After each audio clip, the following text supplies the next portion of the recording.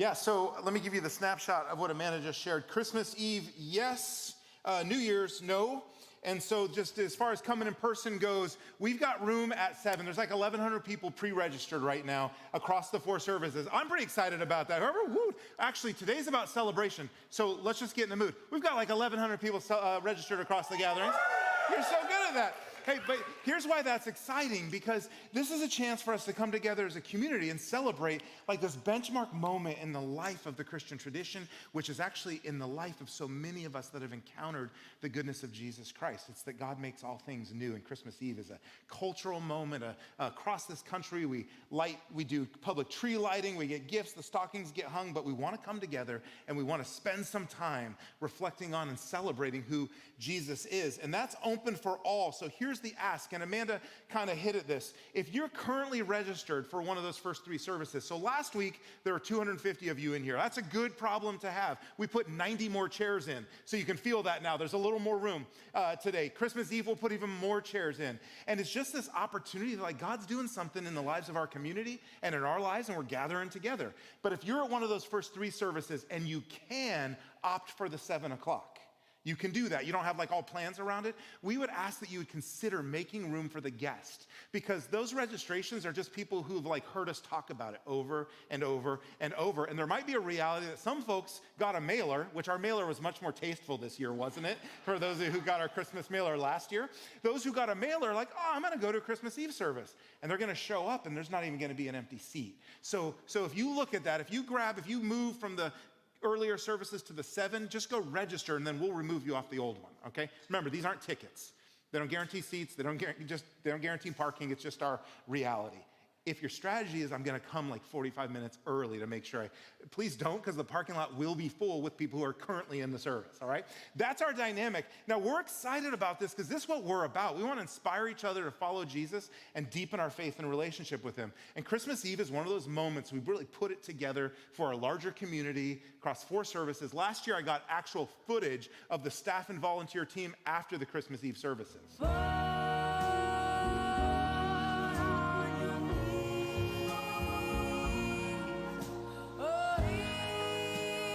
I love that guy's commitment.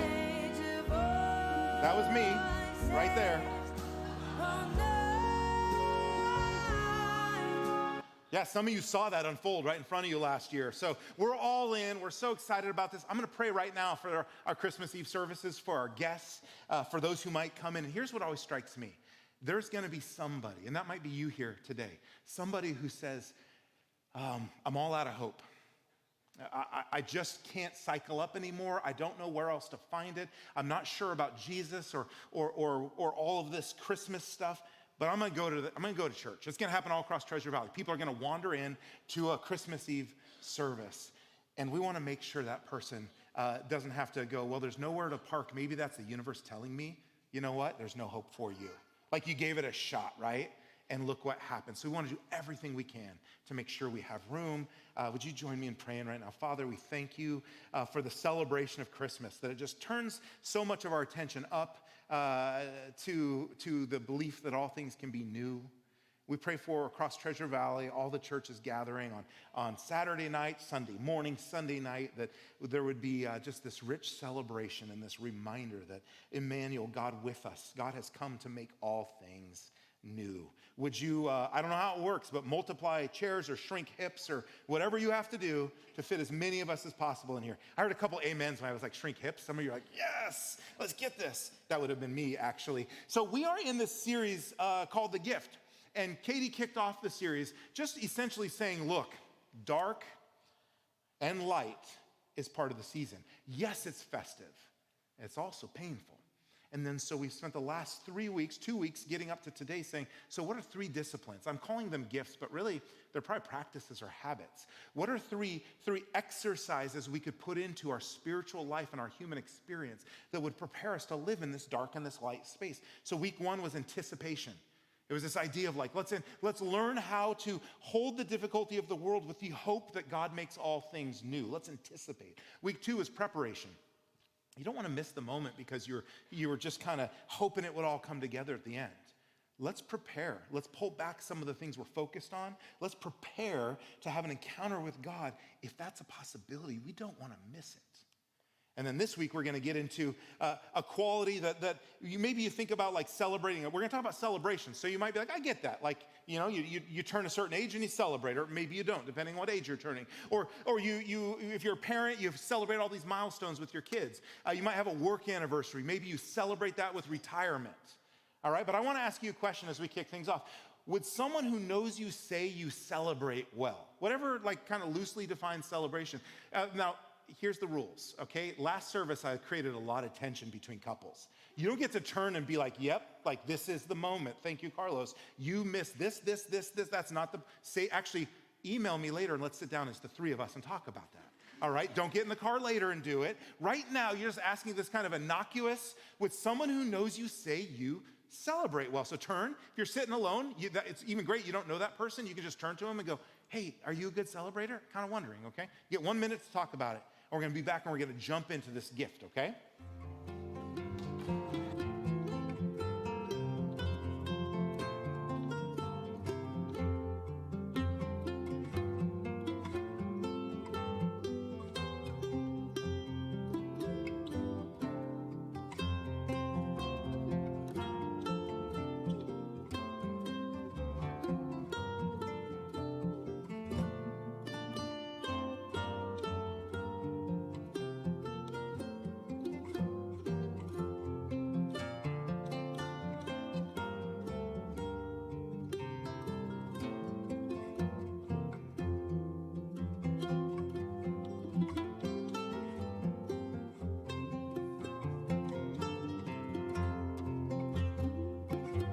Ten seconds.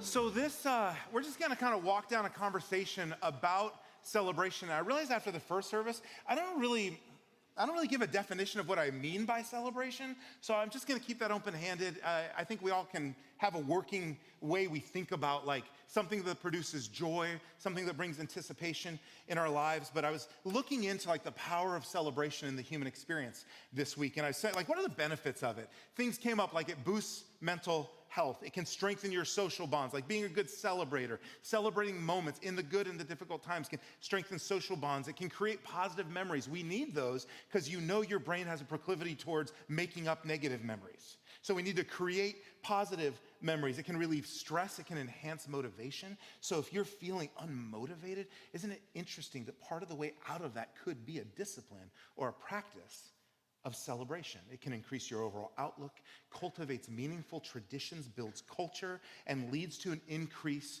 of the practice. Like you start to fall into gratitude. Well, when you say that, I'd be like, where do I get it? How much is it? Can I subscribe to it? Can it come in the mail? Or is there a little truck that comes around and can give me a shot of it? And I think about that and I go, so many benefits. Why is celebration so hard to come by? Like, why is it, this is my observation. Celebration's hard to come by because living teaches us to hold off on celebrating just a little bit. Just wait. You might even be at the last day of the moment before you're ready to celebrate, but the other shoe's gonna drop and you might lose it all. And maybe for some of you, you've learned that in a small way. Maybe it's been a day, a week, a month. Others of you, you go, you just described my life. There's a reason I don't celebrate. But the challenge of this idea is just that holding off celebration, not celebrating, it invites space for cynicism. I don't think I need to give a real robust definition of cynicism. It's just that idea that the world's not good. The world's fallen apart. If something can go bad, it's gonna go bad. Don't trust too much, you're gonna be disappointed. Cynicism becomes such a part of the human experience. And we say, ideas that float around like, don't tempt fate. Something's going well, knock on wood, right? Knock on wood, because that could turn it any second. Don't count your I don't think we say this that much anymore, but don't count your chickens before they hatch. Is that not like a cynical statement? Like you have chickens and it's laying eggs, and your job is to don't get excited about your eggs. You just wait. You just wait. Winter's coming, all right? Winter's coming. Until it doesn't go wrong, why would I celebrate? Because it could go wrong. You haven't made it until you've made it. How interesting, how many of us, especially those of you like in your career lives, you end up living at this place of like, well, I've accomplished what I hope to accomplish, but I feel like maybe I haven't accomplished what I'm supposed to accomplish. And you get stuck like in this cycle. And I wonder why we're cynical people. And now some of you are going to go, I'm not cynical, but you probably know somebody who is, or you're sitting next to someone who is, or you work with someone who is, or you watch enough news that you just kind of know what the reality is. I think we're cynical people because the world is hard. Life is hard. That's what I mean when I say the world is hard. Life is hard. And for all of our like accomplishments, it doesn't feel like we are moving forward. Like if I said, how many of you just feel like the last 6 months humanity's moved forward? Don't raise your hand because you'll be super unpopular if you do. There's just like a general sense of like, my life might be okay, but all I have to do is look around me. And in this world where, just a little statement here, where technology in particular is at such rapid advancing, it's just changing the shape of how and what it means to be human. It's really like moving at a stunning rate. It's hard to remember what it was like yesterday, right?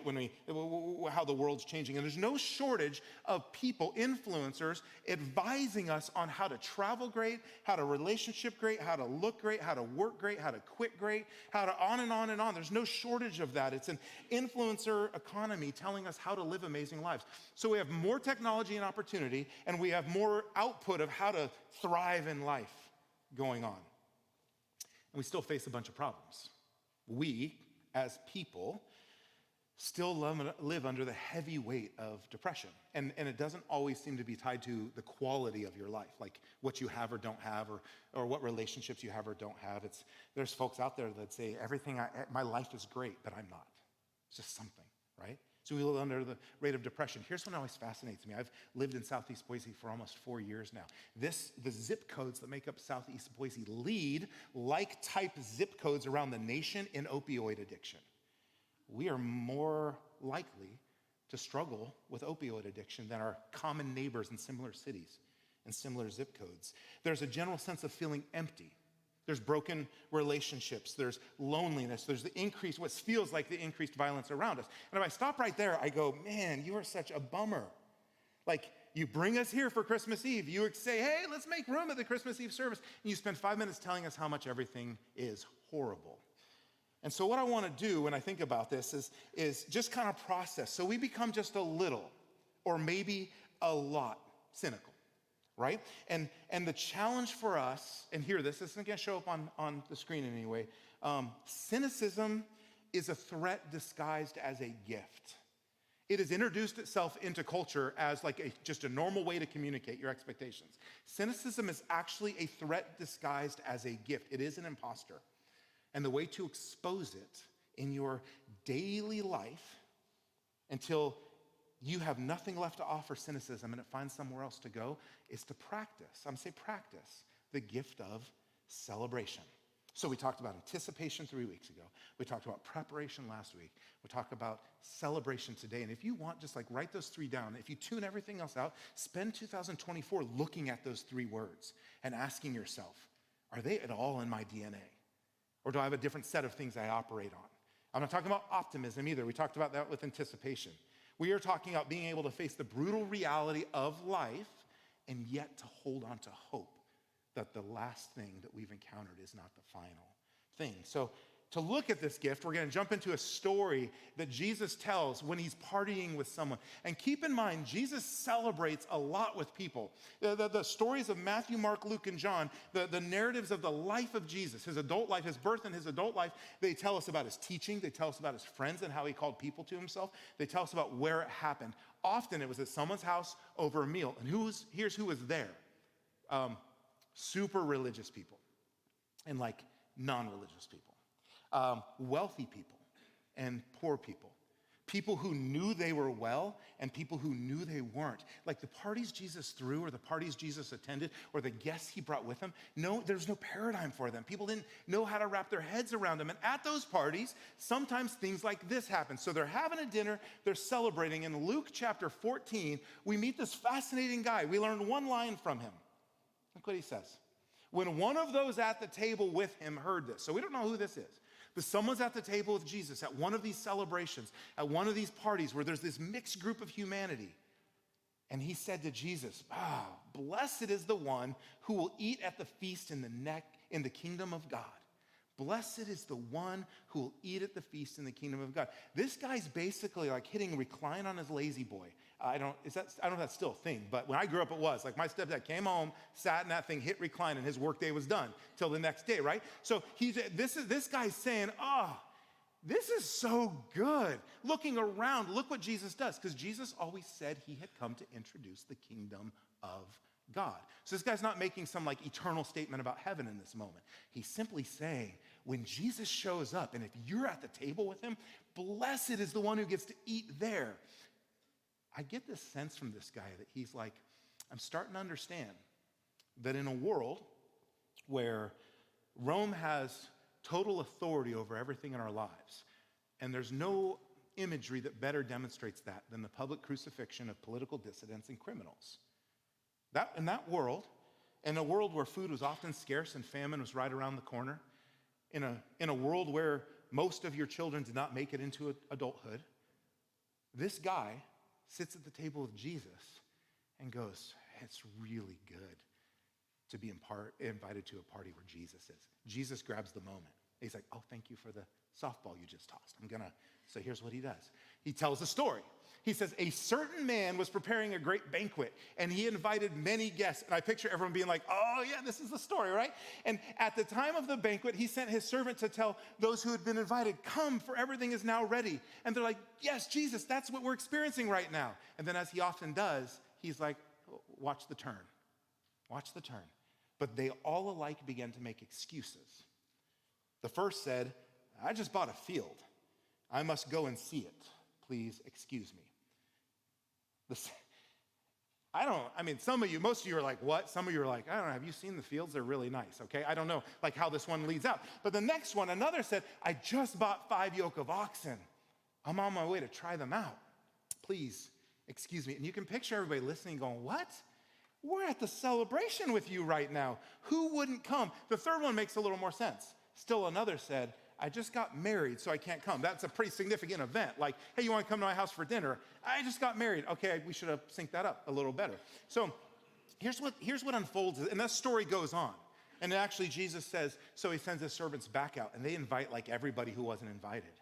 And they come and they fill the party. But we're not going to get to that part today. I just wanted to kind of sit and see how this setup around Jesus and celebration and this guy who's experiencing, like, man, when you're with Jesus, that's a blessed place to be. And Jesus says, I hear you. So everybody's invited to be with me. But there's a lot of excuses that keep us back. I had my own excuses till I was, my late teens, early 20s. I still have certain excuses that I fight and wrestle with on a day-to-day basis. Some of you still are. Maybe it's offensive for me to say you have excuses, but that's how Jesus sets up the story. He's like, there's a party and they're invited, but look at the things they're doing. They got to check out their field they bought. Okay, that was meaningful in the time. All right, like that'd be like, I got to go, let's see. I've never invested in Bitcoin, so I'm going to make an illustration that doesn't make any sense. Actually, I did. $100. I lost it all, so you shouldn't even listen to me on this. All right? I'm going to go home on my computer and see what my Bitcoin's doing. Something like that. Like the guy needs to see what's going on. The other one's like, I just got 5 oxen. I'm just going to look at them. I just can't. I'm going to go look at them. And the third one, I got married.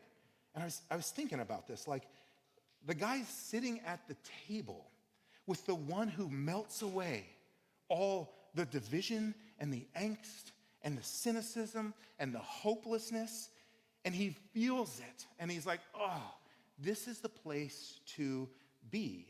And Jesus says, yeah, but people have nothing but excuses for why they don't want to come to the table and celebrate. He's just given a laundry list of excuses. And I was thinking about, so putting this in sort of a bottom line for the conversation today. Celebration, and I'm talking about celebration in a spiritual sense today. Knowing the goodness of God and encountering it on a daily basis, no matter what's happening in your life. But let's just pull back and go, but just celebrating over being cynical. Celebration resists cynicism, and it helps us receive what God is eager to give. You got the one guy who's like, blessed is the one who shows up at the party. Blessed is those who come when they're invited. Blessed is the one who says there's always going to be something else to do. There's always going to be some oxen to check out. There's always going to be a field to have. There's always going to be a wedding to go to. But blessed is the one who shows up at the party. And I think the challenge for us, the stumbling block for me anyways, is sometimes we feel that celebration is shallow and it avoids reality. And I think the more you tune into what's going on in the world, you go, I can't celebrate right now. Have you seen the headlines? You know, just a note, the headlines haven't changed in human history, except getting better.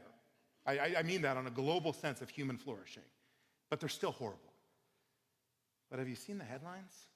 How can I celebrate when so many people are suffering? It starts to feel cheap and it starts to feel flimsy. We don't want to throw parties in a world that's hurting.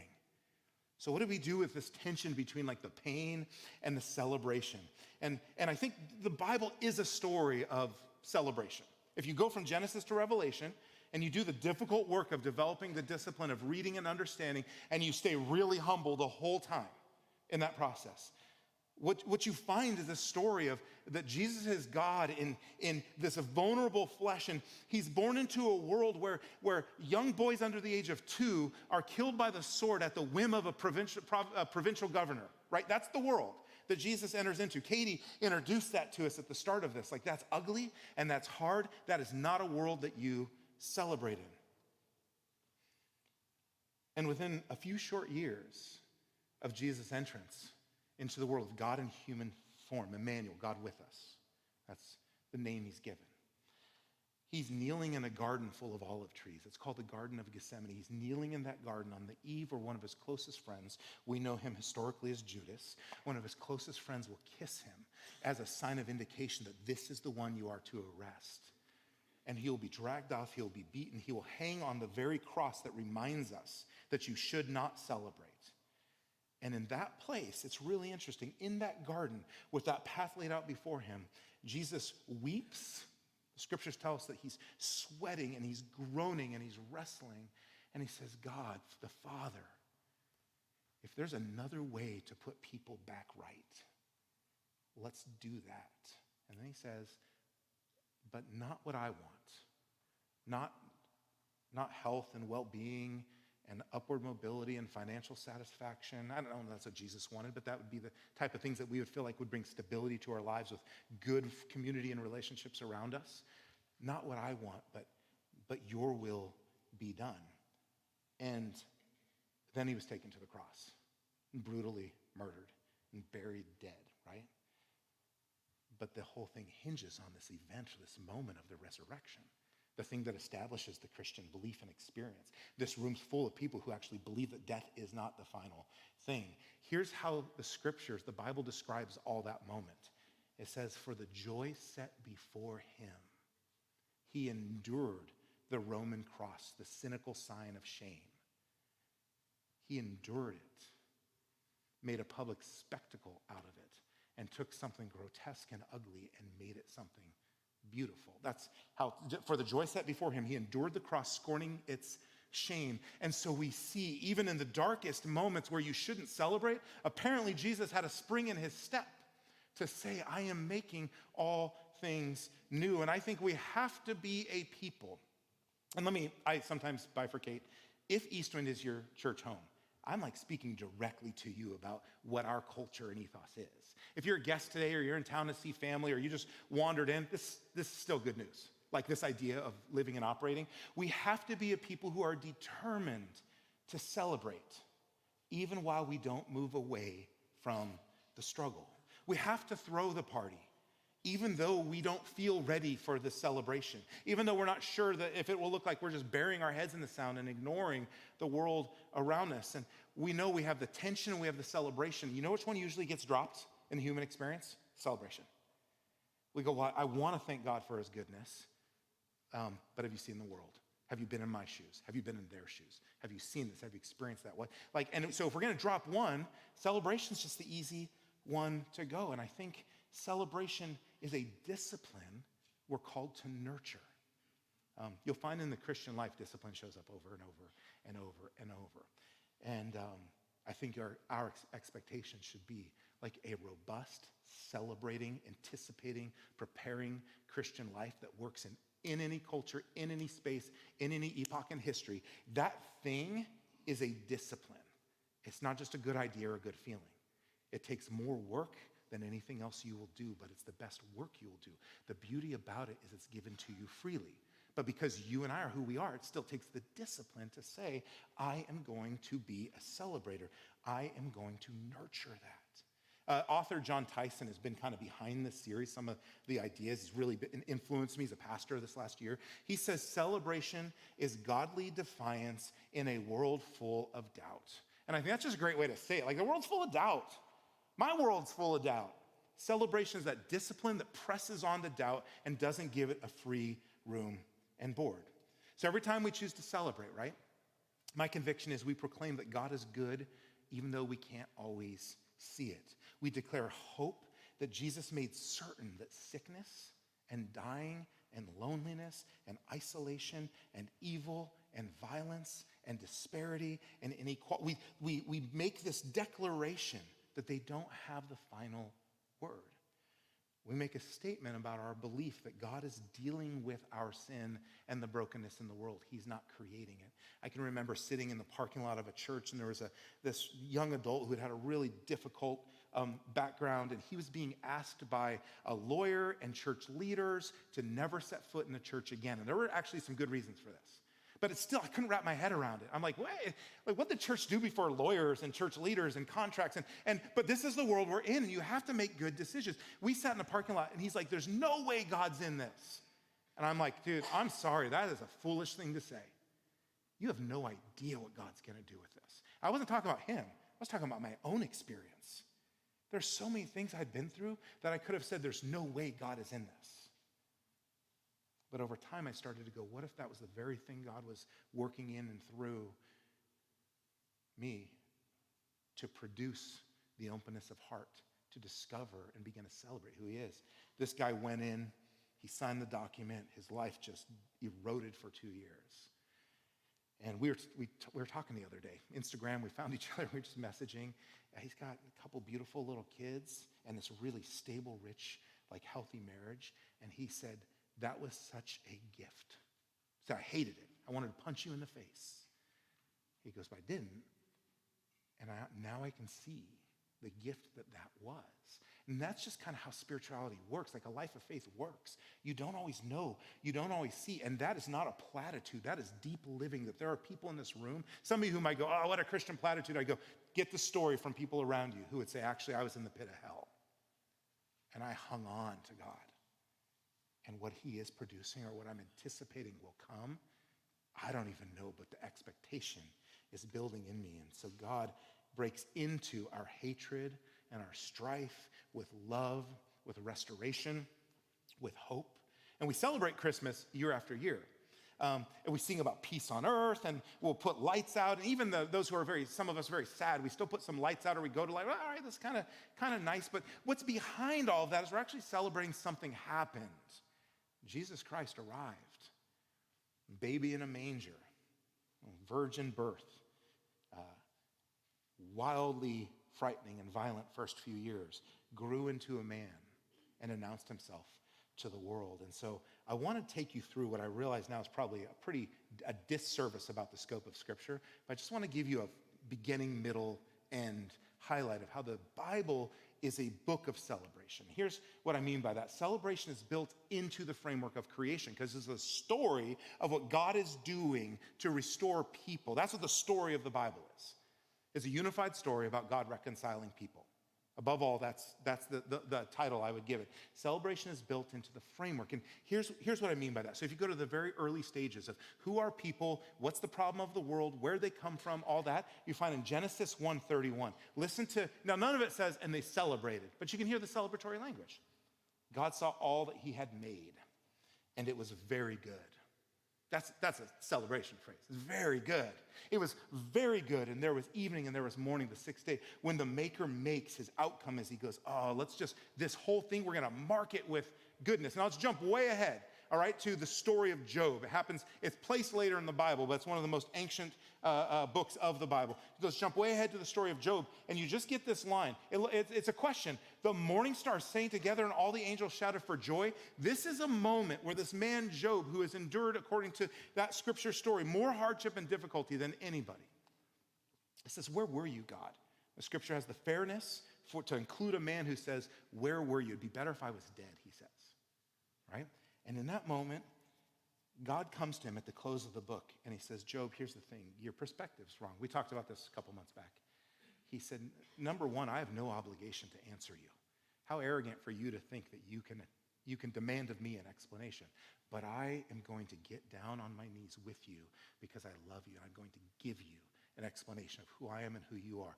And then the text says, so when God was putting it all together, and it was all very good. That's the question. It goes, were you there when the morning stars sang together and all the angels shouted for joy? Celebration is built into the fabric of creation. God asked Job, were you there when we were celebrating all that was being done? Now that's ancient. You might be like, but let's jump to Jesus. Luke chapter 2. So now we're just 2,000 years ago. Luke chapter 2 says, the angel said to them, do not be afraid. I bring you good news that will cause great joy for all people. That's an invitation to a party. Like, if I could deliver on that, I would invite you all out and say, hey, come to my place. I've got good news that's going to bring great joy for all people. That's what we hope to get a snapshot of when we gather together as a church community. The angel said to him, don't be afraid. I bring you good news that will cause great joy, not just to the few people who heard the story, but for all people. This news and this joy and this people, this is the story of what God does. God is building celebration into the fabric of everything he does. Now, I want to go to Jesus because we always say, like, if you want to know what God looks like, then you need to look closely at Jesus, because Jesus says, people asked him, like, we want to know what God looks like. He says, well, I and the Father are one. If you've seen me, you've seen the Father. And here's Jesus introducing himself, his very first public ministry comments that are recorded. He sits down in the temple and he goes all the way back to the prophet Isaiah 800 years earlier, and he grabs this statement from Isaiah that's supposed to be reserved for the one who will come and set the world free. And so he's announcing, I'm that guy. I'm the one. He says, the Spirit of the Lord is on me, because he has anointed me to proclaim good news to the poor. Just look at this list. Good news to the poor. And then Jesus continues. He has sent me to proclaim freedom for the prisoners, recovery of sight for the blind, to set the oppressed free, and to proclaim the year of the Lord's favor. Throughout human history, Christianity has missed this significantly at times. But there's other times. The development of education for all, healthcare for all, orphan care and foster care. The equality of all people, regardless of birthplace, regardless of origin, regardless of opportunity. This was like Christianity just launched out of the public ministry of Jesus. This is why I've come. But you know what's interesting? Look at the closing line. To proclaim the year of the Lord's favor. It's actually a specific word. It's Jubilee. Some of you who have either Jewish background or understand the Old Testament scriptures a little bit, you'd be like, oh, Jubilee is the year of the Lord's favor. It's a time that was supposed to come every 50 years. And in Jubilee, here's what was supposed to happen. It's a year full of releasing people from all their debts, releasing all slaves, and returning all property to those who owned it. So God introduces to the people of Israel the year of Jubilee. And every 50 years, this is supposed to happen. But as far as we can tell in history, there's a few examples that we're not sure. When Jesus sat down and read this text and said, I have come to announce Jubilee, Jubilee had never happened. They'd never reached the 50 years. It had never taken place. There was already a war. There was always a war, a strife, an invasion, a famine. Something would always happen. And Jesus in this moment, now you want to talk cynical. If I'm in that crowd, and this upstart, uneducated preacher gets in the temple and goes, the year of the Lord's favor, I've come to announce it. I'm like, dude, we've missed 2,000 of those. They just never came. They never came. It's just war and rumors of war and strife and brokenheartedness and disease and death and dying. And every now and then another oppressor would come in and remind us that we will never, ever experience Jubilee. And Jesus, And now, those of you who are Bible scholars, Nehemiah and Ezra are probably the closest we get to Jubilee, but it's really not Jubilee. It's just a slice of it. And here's Jesus standing in the temple saying, I have come to announce it is here. It is here. When Jesus arrives, he brings this reality to us. The Jubilee is a permanent, present, and eternal reality. Jesus makes Jubilee something you can have today. You don't have to wait 50 years. You don't have to be disappointed when it comes and goes again. You can experience Jubilee when your health is good, and you can experience it when your health is failing.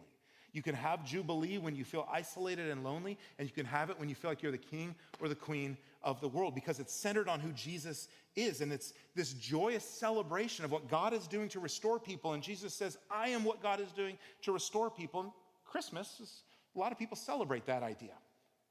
Anticipation, preparation, and celebration. So I want to talk about a few ways we can practically apply this. And even as I say that, you're going to be like, that was not practical. Because I don't quite know how you need to celebrate.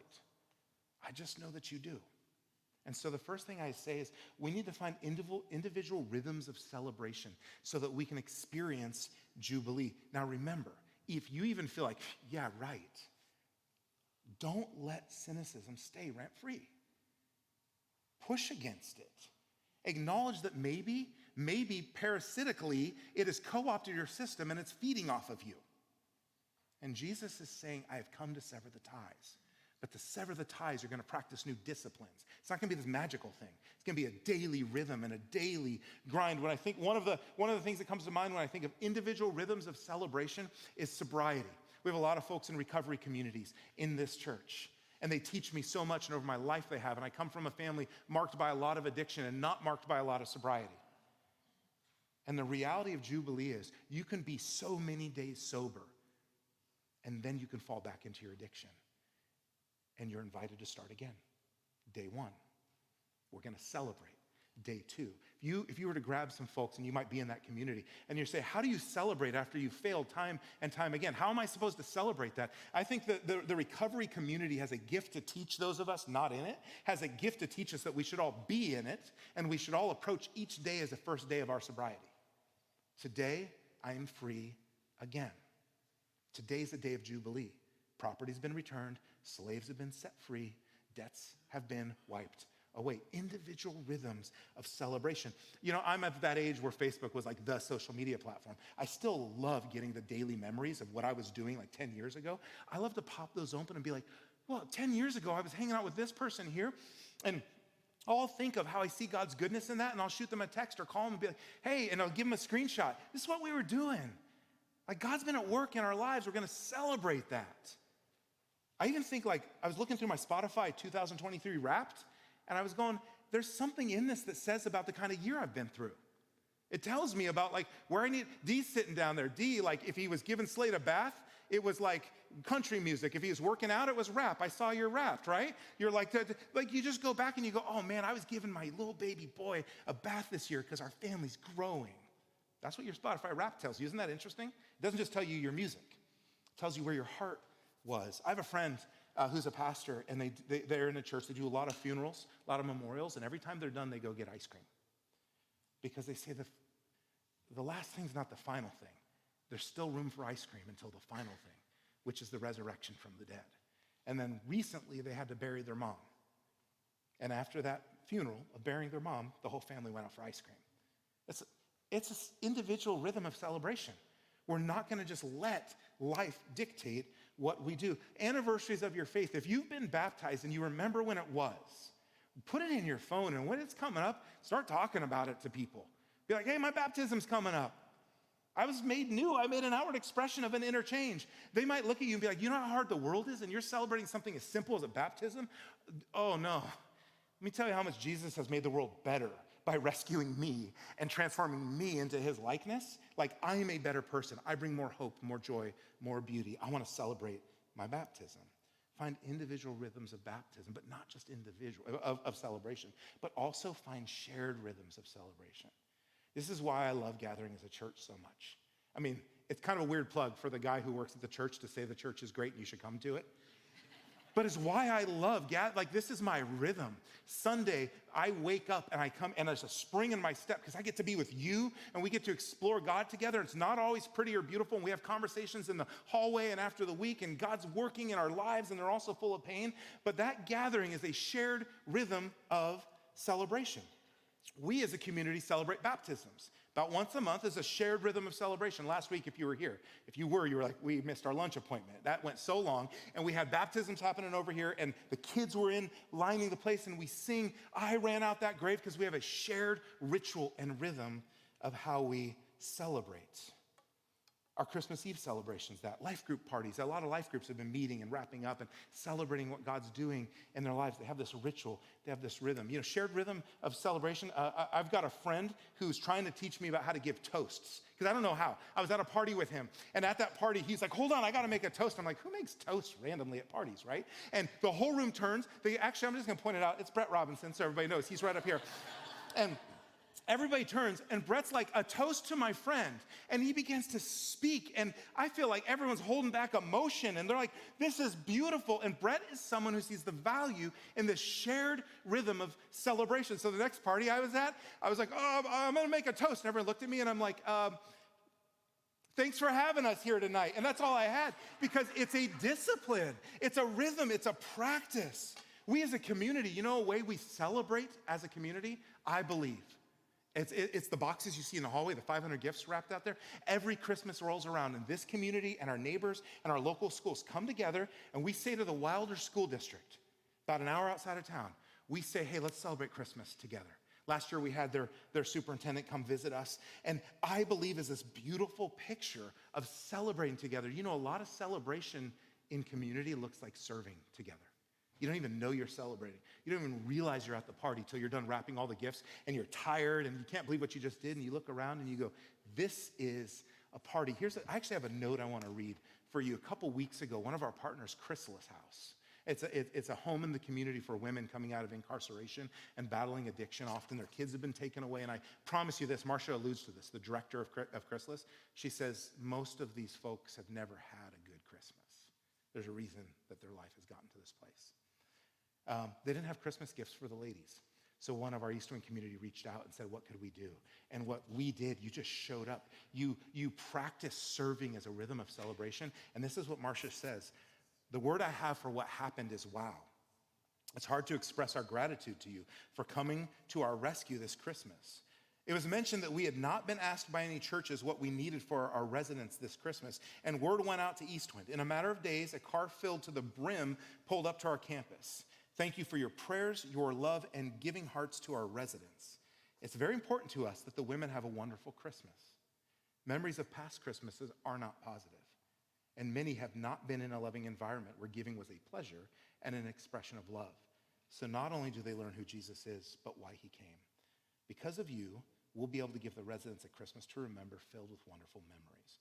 Merry Christmas, Eastwind, from all of us at Chrysalis. That's the kind of stuff I want to be part of.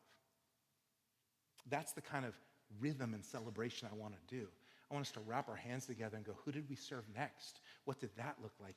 Let's celebrate it. We need to tell stories of what God has done in our lives. And we need to shout it out together. This is the 30th year of the life of Eastwind and the 15th year of our Kenya Kids Touch Africa partnership. So I'm gonna give you an opportunity for how you might consider celebrating in community and creating a rhythm. So right here in January, we're gonna have a session, an information session about going and serving together next summer.